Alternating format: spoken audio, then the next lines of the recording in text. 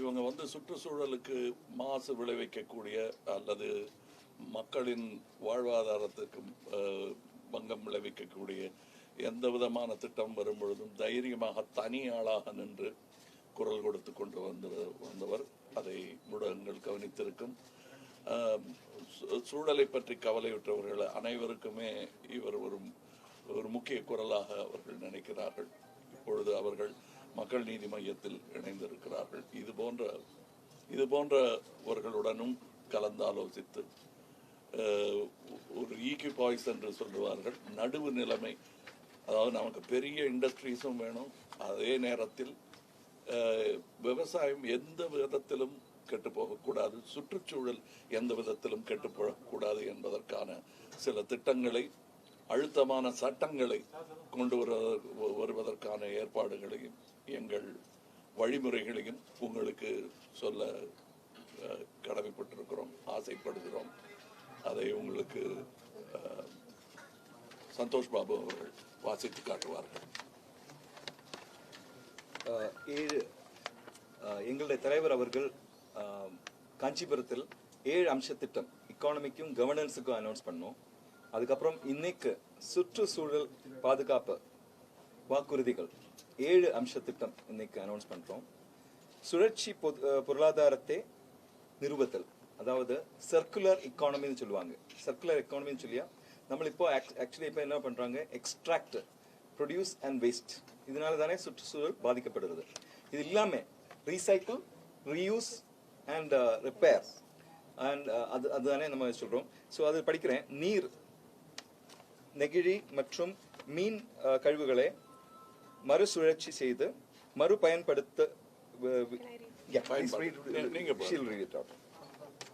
நீர், நெகிழி மற்றும் மீன் கழிவுகளை மறுசுழற்சி செய்து மறுபயன்பாட்டுக்கு விதிமுறைகள் வகுத்தல். குடிசை தொழில் மற்றும் சுய உதவிக்குழுக்கள் மூலமாக நெகிழிக்கு மாற்று உற்பத்தி செய்ய ஊக்குவித்தல். No, it's basically the circular economy. நம்ம இந்த வேஸ்ட்னு ப்ராடக்ட்ஸ் ப்ரொடியூஸ் பண்ணி அது வேஸ்ட் அதிகமா இல்ல இருக்கிறதுக்கு உள்ள இதுதானே. அது ஒரு மக்களோட இடையில போயிட்டு ஒரு பிஹேவியரல் சேஞ்ச் கொண்டு வந்து, நீங்க எல்லா ஐட்டம்ஸும் தூக்கி எடுத்து வேஸ்ட் பண்றாங்க, அதை வேஸ்ட் பண்ணாம அதை ரீயூஸ் பண்ணி ரிப்பேர் பண்ணி பயன்படுத்துங்கன்னு சொல்லி ஒரு திட்டம். அது சர்க்குலர் எக்கானமி உலகத்துல இப்ப என்வரான்மெண்டலிஸ்ட் எல்லாம் அது எடுக்கக்கூடிய ஒரு பொசிஷன். அந்த பொசிஷன் தானே நம்ம எடுத்திருக்கோம். மாசுபாட்டின் தரங்களை கண்காணித்தல் மற்றும் செயல்படுத்துதல். 2017ஆம் ஆண்டின் உச்ச நீதிமன்றம் வழிகாட்டுதலின்படி அனைத்து மாசு கண்காணிப்பு தரவுகளையும் தொடர்ச்சியாக OCEMS ஆன்லைன் தொடர்ச்சியான உமிழ்வு மற்றும் கண்காணிப்பு அமைப்புகள் மூலமாக கண்காணிக்கப்படும். இப்போ தற்போது நமக்கு இந்த ஹோட்டல்ல அல்ல இந்த ஒரு பக்கத்துல ஒரு இண்டஸ்ட்ரி நடக்குது, அங்கே ஆக்சிஜன் லெவல்ஸ் என்ன, நைட்ரஜன் லெவல்ஸ் என்ன, சல்ஃபர் டை ஆக்சைடு லெவல்ஸ் என்னன்னு யாருக்கும் தெரியாது. இதுக்கு ஆன்லைன் சிஸ்டம் கொண்டு வரணும்னு சொல்லி சுப்ரீம் கோர்ட்னு சொன்னாங்க. அதன் அடிப்படையில் அந்த சிஸ்டம் எங்கெல்லாம் ரெட் ஸ்பாட்ஸ் இருக்கும் அந்த இடத்துல எல்லாம் நம்மளுடைய இந்த சிஸ்டம் ஆன்லைனாக கண்டினியூஸா ஸ்ட்ரீம் ஆகிட்டே இருக்கும். ஸோ அதுக்குள்ள வாட் இஸ் கால்ட் இது டெக்னாலஜி, இன்ஃபர்மேஷன் டெக்னாலஜி யூஸ் பண்ணி அது அந்த சிஸ்டம் அந்த இன்ஃபர்மேஷன் வந்துட்டே இருக்கும். அந்த தகவல் மக்களுக்கும் தெரியப்படுத்தலாம், நீங்களும் தெரிந்து கொள்ளலாம். மூன்றாவது, கடுமையான நிலத்தடி நீர் கட்டுப்பாடு. விவசாயிகள், பொதுமக்கள் மற்றும் எதிர்கால சந்ததியினர் நலனுக்கு விரிவான மற்றும் கடுமையான நிலத்தடி நீர் கட்டுப்பாடுகள் விதிக்கப்பட பெரிய அளவிலான நிலத்தடி நீர் உற்பத்திக்கு வழிவகுக்கப்படும். ஏரிகள், கம்மாய்கள், நீர்நிலைகள், நீர்வழிகள் மற்றும் சதுப்பு நில பாதுகாப்பை உறுதி செய்ய விதிகள் திருத்தி அமைக்கப்படும். நீர் மேலாண்மையில் தமிழகம் வந்து 1000 ஆண்டுகளுக்கு முன்பாகவே உலக தரத்தில் இயங்கிக் கொண்டு இருந்தது என்று சொன்னால் அது மிகையாகாது. மீண்டும் அந்த நிலை நமக்கு வர வேண்டும். ஏரி, கண்மாய்கள் அவற்றை மாசுபடுத்துபவர்களை தண்டிக்கும் சட்டங்களும், அதை செய்யாமல் இருப்பதற்கு பல தடைகளையும் கொண்டு வர வேண்டும், சட்டங்களை கொண்டு வர வேண்டும். ஏரி, கண்மாய்கள் போன்றவை நம்முடைய சொத்துக்கள், அவற்றை அவ்வாறாகவே நாம் கருத வேண்டும். ஏரி, கண்மாய் தாங்கல் இதெல்லாம் வெட்லேண்ட் ரூல்ஸ்ல தற்போது இல்லை. வெட்லேண்ட் ரூல்ஸ்க்குள்ளே கொண்டு வந்தால், அந்த மாதிரி ஒரு லெஜிஸ்லேஷன் கொண்டு வந்தால் இந்த சின்ன சின்ன கண்மாய்கள் எல்லாம் நம்மளால பாதுகாக்கப்பட முடியும். ஸோ அதுதானே இதனுடைய இம்பார்ட்டன்ட். 4வது, மாநிலம் தழுவிய சுற்றுச்சூழல் அட்லஸ் உருவாக்கப்படும். சிபிசிபி அமைப்பின் பரிந்துரைகளின் அடிப்படையில் தொழில்துறை தளங்களுக்கு அளவுகோல்கள் வடிவமைக்கப்படும். എൻവയോൺമെന്റൽ അറ്റ്ലസ്, നമ്മൾ അറ്റ്ലസിനെ പറ്റി ചൊല്ലുമ്പോൾ ഗ്ലോബ് ഇருக்கு അറ്റ്ലസ് இருக்கு, எந்தெந்த சிட்டிஸ் எங்கே இருக்குன்னு சொல்றது. பட் இது இண்டஸ்ட்ரியல் அட்லஸ், ஒரு ஸ்டேட் வைட் என்வயோன்மெண்டல் அட்லஸ். இந்த இண்டஸ்ட்ரி என்ன ப்ரொடியூஸ் பண்றாங்க, அவங்களோட வேஸ்ட் என்ன, அவங்கள என்ன மாசுகள் அங்கே உருவாக்குறது, how they dispose it of, அதெல்லாம் அந்த அட்லஸில் அடங்கும். அது கண்காணிப்பும் கூட, அது வந்து ஒரு கணக்கெடுப்பும் கூட. அது 5வது, நிலையான வளர்ச்சி இலக்குகளுடன் முன்னேற்றம். சுற்றுச்சூழலுக்கு இணக்கமான மற்றும் பசுமையான தொழில்களை செயல்படுத்த வெகுவாக ஊக்குவிக்கப்படும். 6வது, உள்ளூர்வாசிகள் பங்கேற்பு உறுதி செய்தல். உள்ளூர் சமூக ஆர்வலர்களை ஒருங்கிணைத்து உள்ளூர் பகுதி சுற்றுச்சூழல் குளங்கள் ஆரம்பித்து TNPCB மற்றும் மாவட்ட நிர்வாக உதவியுடன் செயல்படும். பெருமளவு மாசுபாடு உள்ள இடங்களில் தொழில்துறை மாசுகளை கண்காணித்து கட்டுப்படுத்தப்படும். நாங்கள் துவங்கிய பொழுதே கிராம சபைகளின் வலுவை பற்றி சொல்லிக் கொண்டிருந்தோம். இவர்கள் அந்த பங்களிப்பு, மக்களின் பங்களிப்பு என்று சொல்லும் பொழுது அது கிராம சபைகளையும் உட்படுத்தும். 7வது, உயிர்ச்சூழல் பாதுகாப்பு. உயிர்ச்சூழல் பாதுகாப்பு வேண்டியதான் அவசியத்தை பற்றி விரிவான விழிப்புணர்வு தொழில்துறையினருக்கும் பொதுமக்களுக்கும் உண்டாக்கப்படும். சூழியல் முக்கியத்துவம் வாய்ந்த இடங்களில் பாதுகாக்கப்படும். அதாவது இதோடைய முக்கியத்துவம் என்ன என்பதை மக்களுக்கு எடுத்துச் சொல்வதற்கு தனி ஒரு அறிவுரை வேண்டி இருக்கிறது. அதை எடுத்துச் சொல்ல வேண்டும். அது உங்கள் கடமையும் கூட. பத்திரிகையாளர்கள், மீடியா ஊடகங்கள் கூட அதை எடுத்துச் செல்ல வேண்டும். நமது பொது கடமையாக அதை எடுத்துச் செல்ல வேண்டும். இதை விரைவில் நாம் செய்தாக வேண்டும். அப்பொழுதுதான் மனித சரித்திரம் மாறும். இப்பொழுது மாண்புமிகு ட்ரம்ப் அவர்கள் பிரசிடென்டாக வராமல் ஆல்கோர் அவர்கள் வந்திருந்தால் உலக சுற்றுச்சூழல் சரித்திரம் மாறி இருக்கும். அது போன்ற ஒரு நிலைமைதான் இன்று தமிழகத்திலும் இருக்கிறது. நம் வீட்டை பற்றி பேசுவோம், பிறகு அமெரிக்காவெல்லாம் பற்றி பேசுகிறோம். ஸோ பேசிக்கலி சாக்கடை, storm water drainage, sewerage system, அதுல எல்லாம் நம்மள வேஸ்ட், இதெல்லாம் வேஸ்ட் எல்லாம் கொண்டு கொட்டுறோம். அதனால தானே நம்மளுடைய சிஸ்டம்ஸ் எல்லாம் பிளாக் ஆயிட்டு இருக்கேன், நிறைய பிரச்சனைகள். ஸோ இந்த ஃப்ளட்டிங் டைம்ல எல்லாம் இந்த பிரச்சனையினால தானே நம்மளோட ஃப்ளட்டிங் ஜாஸ்தி ஆகுது. So it requires a behavioural change தானே நம்ம சொல்றோம். நம்ம கிட்ட இருந்து ஆரம்பிச்சு, நம்ம வீடு ஆரம்பிச்சு ஒவ்வொரு கிராமம் வழியாக டவுன்ஸ் அண்ட் சிட்டிஸ் மக்கள் இது விழிப்புணர்வு அடைந்து நம்ம அது ஒரு வே ஆஃப் லைஃப் ஆக மாற்றணும் தானே நாங்கள் சொல்றோம். கேள்விகள் தொடரலாம். அதிக சுற்றுச்சூழல் கழிவுகள் பகுதியாக ரெட் ஜோனா எந்தெந்த தமிழகத்தில் எந்தெந்த பகுதி கண்டறியப்பட்டிருக்கு? இப்ப நாங்க கண்டறிய வேண்டியதில்லை, நீங்களே கண்டறிஞ்சிருக்கணும். இந்நேரம் சேலமே அதுக்கு பேர் உதாரணம். இப்போ நிலத்தடி நீரை மேம்படுத்துறதுக்கு ஏற்கனவே குடிமராமத்து திட்டம்னு தமிழக அரசால் அறிவிக்கப்பட்டிருக்கு. அந்த திட்டம் பத்தி உங்க கருத்து? இல்ல, நாங்க எங்களுக்கு ஒரு மிஷன், அது கமிஷன் சம்பந்தப்பட்டது. ரெண்டுக்கும் வித்தியாசம் இருக்கு. இது எங்கள் ஒரு செய்தே ஆக வேண்டும் என்ற முனைப்புடன் வந்திருக்கிறோம். அதனால அதோட இதை ஒப்பிடுதல் சரியாக வராது. அது இன்னொரு வியாபார யுக்தி, அவ்வளவுதான். சார், இப்ப சுற்றுச்சூழல் வரும்போது இந்த டிஎன்பிசிபி அபிஷியல் ஒருத்தர் கிட்டத்தட்ட அவர் வீட்டுல இருந்து கிட்டத்தட்ட 100 கோடி ரூபாய்க்கு மேல எடுத்துருக்காங்க. இந்த மாதிரியான கரெக்டட் பீப்புளுக்கு மத்தியில உங்களுடைய இந்த சுற்றுச்சூழல் விஷயம் எந்த அளவுக்கு சக்சஸ் ஆகும்னு நினைக்கிறீங்க? கண்டிப்பா சக்சஸ் ஆகும். காரணம், இப்போ இந்த லோக்பால் பல்லெல்லாம் பிடுங்கி வச்சிருக்காங்க. மறுபடியும் பல் கட்ட வேண்டும். ஆக இந்த நேர்மை என்பது அடித்தளத்திலிருந்து ஃபர்ஸ்ட் இவங்க சில அமைச்சர்கள் சொல்லியிருக்காங்க. லஞ்சம்ங்கிறது மக்கள் கொடுக்காம இருந்துட்டா அது இல்லாம ஆயிடுங்கிறது மக்கள் மேல் பழியை போடுவது ஒரு விதமான நேர்மையற்ற கோழைத்தனம். அதை நாங்கள் சொல்ல மாட்டோம். தலைமை சரியாக இருந்தால் படிப்படியாக அது மக்கள் அந்த நேர்மை வாழ்முறையாக மக்களையும் சென்றடையும். 7 வகையான திட்டங்கள் நீங்க சொல்லியிருக்கீங்க. இதுல தமிழகம் முழுவதும் முக்கியமான எந்தெந்த இடங்கள்ல எவ்வளவு பெரிய பாதிப்பு இருக்கு ஒரு டீடைல்?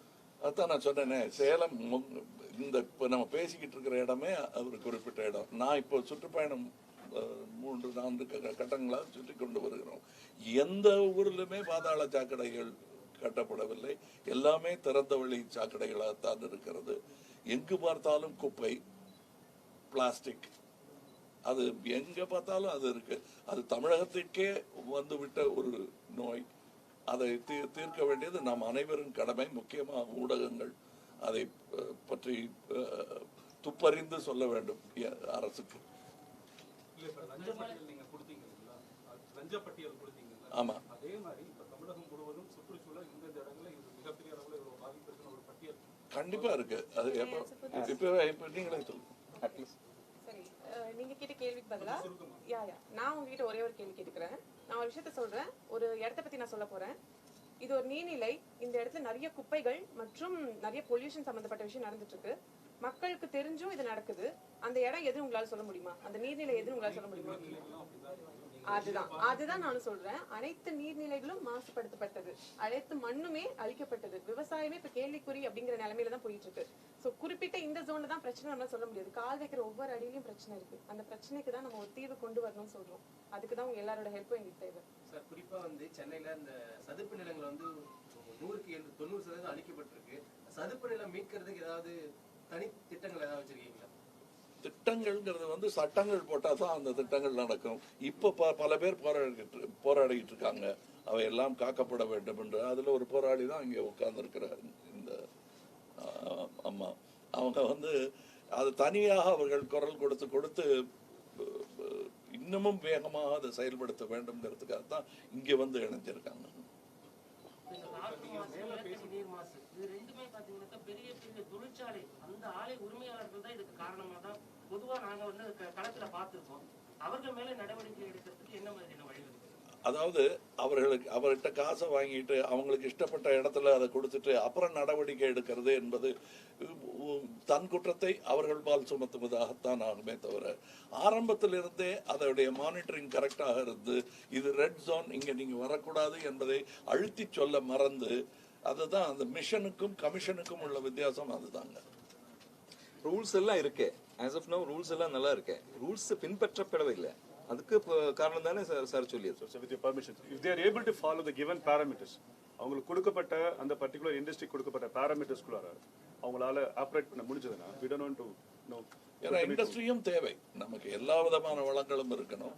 ஆனா அது நம்மளுடைய விவசாய நிலங்களை, வாழ்வாதாரத்தை எல்லாம் இழந்து விட்டு நாம் ஒரு குப்பை மேடாக மாறிவிடக்கூடாது. அதாவது பெரிய மேலை நாடுகள் எல்லாம் இந்த தேர்ட் வேர்ல்ட் கண்ட்ரி என்பவர்களை இந்த மாதிரியான வேலை செய்யும் பட்டறைகளாக மாற்றிவிட்டு அவர்களுடைய வளங்களை எல்லாம் மிக மிக ஜாக்கிரதையாக பாதுகாத்து வைத்திருக்கிறார்கள். நாம் அதைவிட சிறப்பான நில அமைப்பு கொண்டவர்கள். அதையெல்லாம் வெட்டி மலையை சரிச்சு இப்ப உங்களுக்கு இந்த 8 வழிச்சாலை என்று சொல்லுகிறார்களே, அதுல 1.5 லட்சம் பனைமரங்கள் போக போகிறது, 2 லட்சம் தென்னை மரங்கள் போக போகிறது, 500க்கும் மேற்பட்டவர்கள் வீடு இழக்க போகிறார்கள், விவசாயம் கெட்டு போக போகிறது. அது என்னன்னு கேட்டா, சேலத்துக்கு சீக்கிரமா போய் சேர்ந்துடலாம் அப்படிங்கிற ஒரு சௌகரியத்துக்காக, சரக்குகள் சீக்கிரம் போய் சேர்ந்துடுங்கிற ஒரு சௌகரியத்திற்காக இந்த அதிவேக பயணம் எதை கொண்டு? அந்த சரக்குங்கிறது என்ன? எல்லாமே பிளாஸ்டிக்கும் இரும்புமா மட்டும்தான் போகும். சாப்பாடும் தானே அதுல சேர்ந்தது. அதை நீங்கள் நிராகரிக்க முடியாது. மலை, கனிம வளங்கள் இவற்றை எல்லாமும் பாதுகாக்க வேண்டும். அப்பப்ப எல்லாத்தையும் வித்து வாயில போட்டுக்கிட்டோம்னா அப்புறம் சாப்பிட ஒண்ணும் இருக்காது. நல்ல வளமான நாடு, என்ன வளம் இல்லை என்று சொன்ன போல் என்ன வளம் இல்லைங்க, அதெல்லாம் நாம் பாதுகாக்க வேண்டுமே தவிர அதையெல்லாம் வெட்டி வெளிநாட்டுக்கு ஏற்றுமதி செய்து விட்டால், நமக்கென்று உள்ள அந்த வளங்களை எல்லாம் கொடுத்து விட்டால், அந்த வெள்ளைக்காரர்கள் சுரண்டி இது போக மிச்சத்தை நாமும் சுரண்டி அங்கே ஏற்றுமதி செய்து விட்டால் மிஞ்சியது வெறும் பாலைவனமாக இருக்கும்.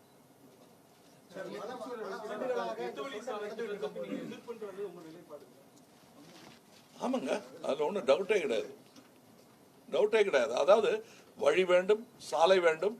அது எங்க மலைகளையும் எங்கள் மரங்களையும் எங்கள் மக்களின் வாழ்வாதாரத்தையும் கெடுத்துத்தான் செய்வேன். இது முடிவு பண்ணியாச்சு, நீங்களாம் தள்ளிக்கங்கன்னு சொல்வதற்கு இது ஜனநாயகம். அந்த விளையாட்டு இங்க நடக்காது.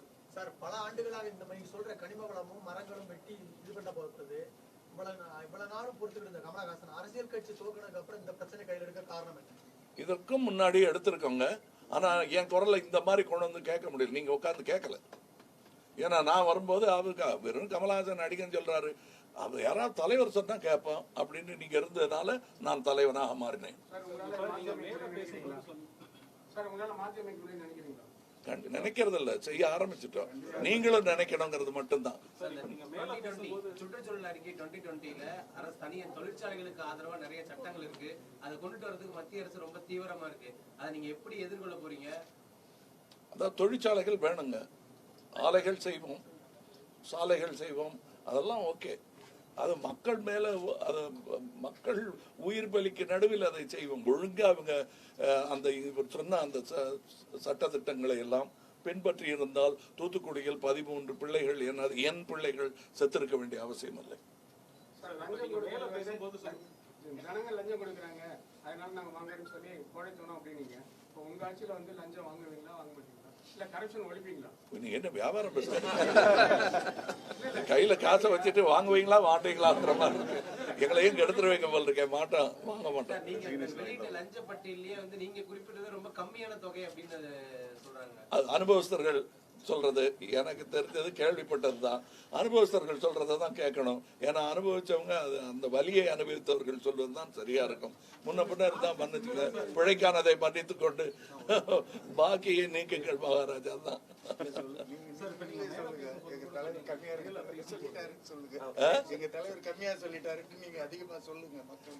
ஆமா, எங்க தலைவர் கொஞ்சம் கம்மியா சொல்லிட்டாருங்க, சாரின்னு சொல்லிட்டு நீங்க கொண்டு போய் கரெக்ட் விலைப்பட்டியலை கொண்டு சேர்த்துருங்க. சார், நீங்க மேல பேசும்போது சொன்னீங்க, it doesn't speak about poverty, we speak only about prosperity அப்படின்னு சொன்னீங்க. அப்ப இந்த ஏழ்மையை வந்து கூட நீங்க வழிகாடா வச்சிருக்காங்க ஏழைகளை அப்படின்னு சொல்லியிருந்தீங்க. இதை நீக்குவதற்கு ஒரு திடமான திட்டம், ஒரு டீடைல், இது மட்டும் இல்லை. இப்ப நீங்க கொண்டு வர ஒவ்வொரு குற்றச்சாட்டுக்குமே ஒரு திடமான ஒரு அடிப்படை திட்டம் என்பது ஒரு பலமானதா இல்லை அப்படின்னு ஒரு பொதுவா கருத்து இருக்கு. நீங்க எப்படி பாக்குறீங்க? இல்ல, அவங்க என்ன கரெக்ட் சொன்னது சொல்றேன். அப்புறம் இவர் சொல்றாரு, அவங்க வந்து காப்பி அடிக்கிறதுக்கு டைம் கேட்கறாங்க, அதை கொடுக்க மாட்டோம். கரெக்டா நாங்க போட்டிருக்கிற திட்டம் எல்லாம் இருக்கு. ஏற்கனவே இந்த மாதிரி இருக்கிற பல ஆபீசர்கள் போட்டு போட்டு போட்டு கொடுத்த திட்டத்தை எல்லாம் இதுல வருமானம் வராதுன்னு ஒதுக்கி வச்ச அற்புதமான பல நல்ல திட்டங்கள் இருக்கின்றன. அவற்றிலிருந்தெல்லாம் லைப்ரரியில இருந்து நல்ல செய்திகள் சேகரிப்பது மாதிரி சேகரித்து கொண்டு வந்து கொடுத்திருக்கிறார். அதை நாங்கள் செயல்படுத்த காத்திருக்கிறோம். இங்க இருந்து பண்ணவே முடியாது. நானும் நீங்களும் இங்க இருந்து ஒண்ணுமே பண்ண முடியாது. இவர் கேட்ட கேள்வியும் நீங்க கேட்ட கேள்வியும் கிட்டத்தட்ட ஒண்ணுதான். நீங்க ஏன் நடிகரா இருக்கும் போது எடுத்தது கேட்கல. இது ஆட்சியை கைப்பற்றினால்தான் இந்த மாற்றங்களை கொண்டு வர முடியும். உங்களோட நோக்கம் அது தமிழகத்துக்கு நிறைவேறும், நல்லது நடக்கணுமா, இல்ல நீங்க வந்துதான் அந்த நல்லது செய்யணுமா? நல்லவர்கள் செய்ய வேண்டும். காப்பி அடிக்கிறது வந்து இந்த மாதிரி ஆட்கள் கொள்ளையர்கள் செஞ்சு விடக்கூடாது. அதனாலதான் இவங்க கிட்ட கொடுக்க கூடாது. அது சில சமயம் சாவிய சில கையில கொடுத்தா ஜாக்கிரதையா இருக்கும், அதை நம்ப முடியாது. ஒரே ஒரு விளக்கம், அதாவது prosperity line, poverty line sir சொன்னாங்க இல்லையா, வறுமை கோடுன்னு சொல்லி நம்மள ஒரு வழியில ஒன் சைஸ் ஃபிட்ஸ் ஆல், அதாவது எல்லாருக்கும் இதெல்லாம் கொடுத்தா சரியாயிடும், ட்ரிக்கிள் டவுன் எஃபெக்ட்னு சொல்லுவாங்க. சார் என்ன சொல்றாங்கன்னு சொல்லியா, ஒவ்வொரு ஃபேமிலி இருக்கு ஒரு குடும்பத்துல, ஒரு 100 ஃபேமிலி இருந்தா ஒரு 10 ஃபேமிலி புவரா இருந்தா, அந்த A family, B family, C family, அந்த ஃபேமிலியில் இருக்கக்கூடிய திறமைகளை கண்டறிந்து அவங்களுக்கு அந்த வழியாக சப்போர்ட் கொடுத்து அவங்கள வறுமை கொடுத்து மேல கொண்டு போய் வளமை கோடு அல்ல செழுமை கோடுக்கு கொண்டு போக முடியும். இது ரொம்ப ஈஸியா செய்யக்கூடிய விஷயம். நாங்கள் அதை செஞ்சு காட்டியிருக்கோம் சின்ன லோவர் லெவல்ல. அது ஹையர் லெவல்ல செய்ய முடியும். நம்ம ஒரு one size fits all stop பண்ணி இந்த ப்ராஸ்பெரிட்டி பாவர்ட்டி நெகட்டிவ் கன்ஸ்ட்ரக்ஷன் மாத்தணும். அப்படித்தானே நடக்கும் இந்த மாற்றங்கள். ஒரு big transformation is what we expect. நீங்க எத்தனை வருஷமா 70 வருஷமா இந்த பாவர்ட்டி லைன் சொல்லி எத்தனை கோடி செலவு பண்ணிருக்கேன்.